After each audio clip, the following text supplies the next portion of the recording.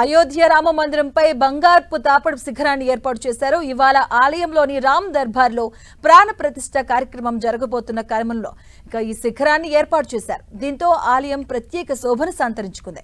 మరోవైపు అయోధ్య రామాలయం విద్యుత్ దీపాల కాంతులతో వెలిగిపోతుంది. రామ్ దర్బార్ ప్రాణ ప్రతిష్ఠ సందర్భంగా ఆలయాన్ని అందమైన రంగురంగుల లైట్లతో అలంకరించారు.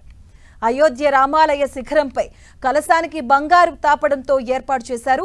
ఆలయ మొదటి అంతస్తు నుంచి 161 అడుగుల ఎత్తైన శిఖరం వరకు ఆలయ వైభవాన్ని, అద్భుతమైన రూపాన్ని ఆ కలశం ప్రదర్శిస్తుంది.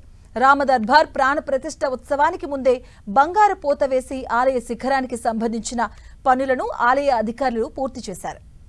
ఉత్తర భారతదేశంలో అత్యంత అతీంద్రియ స్వర్ణ ఆలయంగా నిర్మించారని శ్రీరామ జన్మభూమి తీర్థక్షేత్ర ట్రస్ట్ ప్రధాన కార్యదర్శి చంపత్ రాయ్ పేర్కొన్నారు.